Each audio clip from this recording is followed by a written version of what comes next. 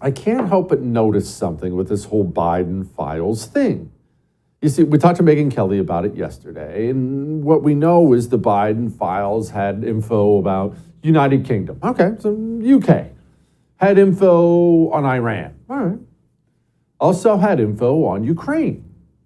Now, I think that raises some questions that we should demand answers to. Not because it would be unique for the president to have information on Ukraine. After all, there's a big war going on there now. We're sending billions of American dollars to that war. It's not that. We should demand some answers to these questions because of Joe Biden's deep ties to Ukraine. And I realize he's been coached by this point in time on what to say about the whole thing.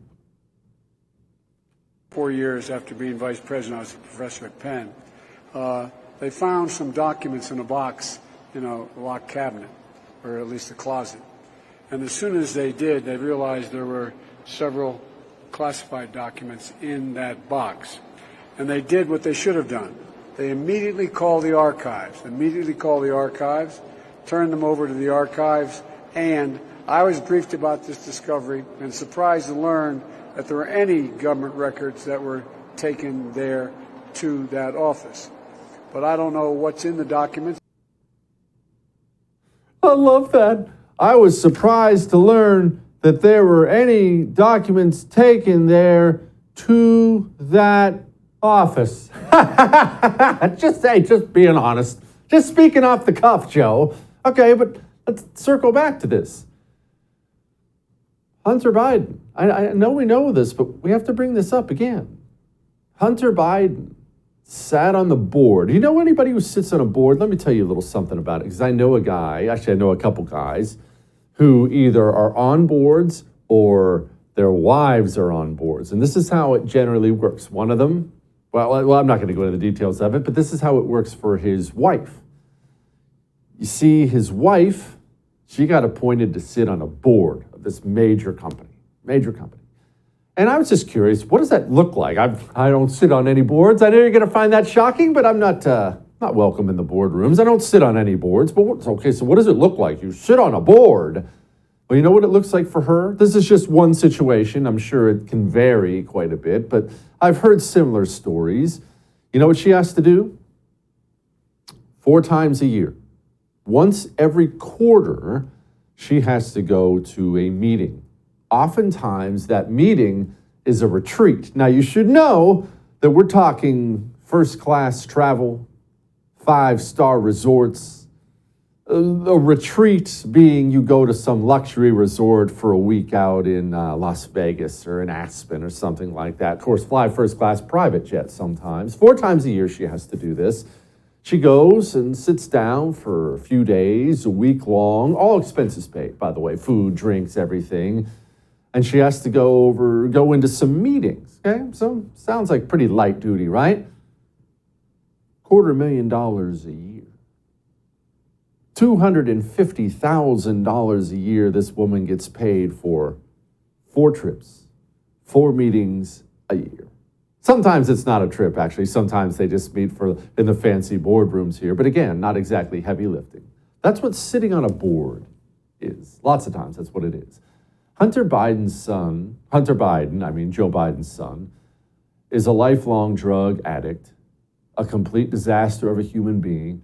And not only is he a disaster of a human being, Hunter Biden has no experience in the energy sector and the gas industry whatsoever.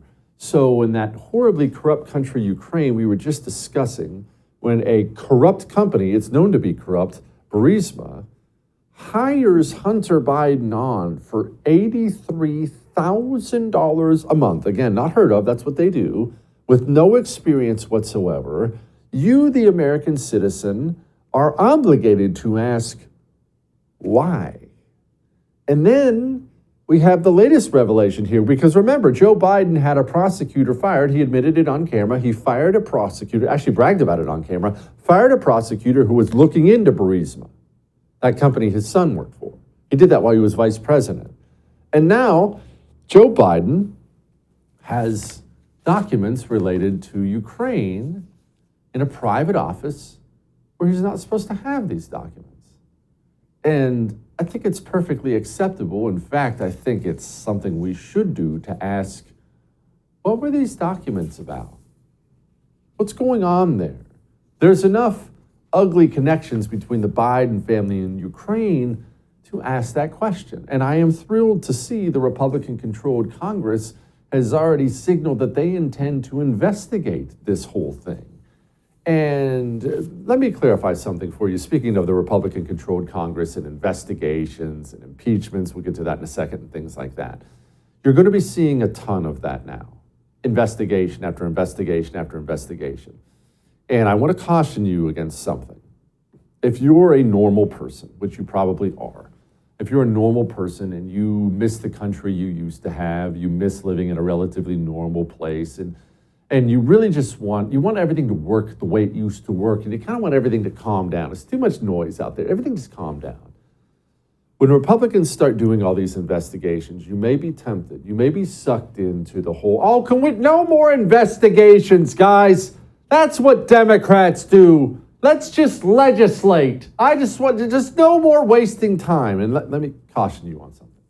Yes, lots of these investigations will tangibly be a waste of time. There's a Democrat Senate, there's a Democrat president, or a Democrat DOJ. Are these things going to go anywhere? No.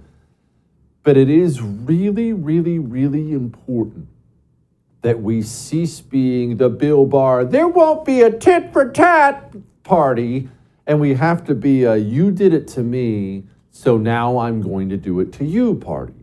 That's not some childish thing. Oh, we shouldn't be that guy. We want to be above all that. No.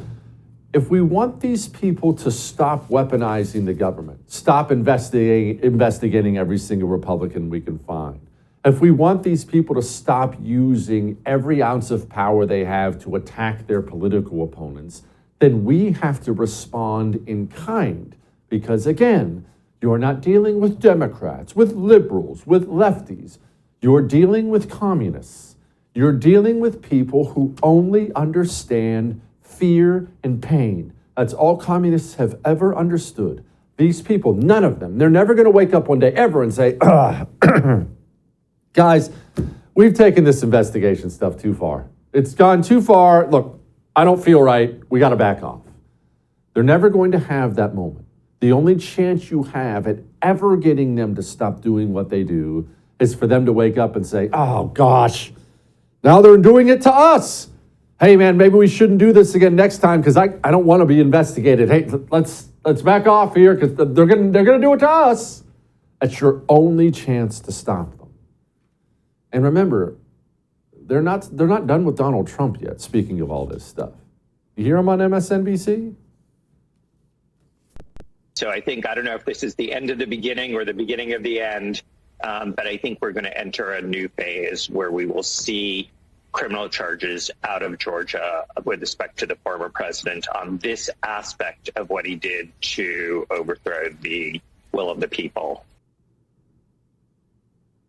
I've been warning you about that for quite some time. I actually agree with that idiot there. I think we will see criminal charges, if not out of Georgia, then federally or both. The communist is not going to back off on things like that until we make him feel fear and pain.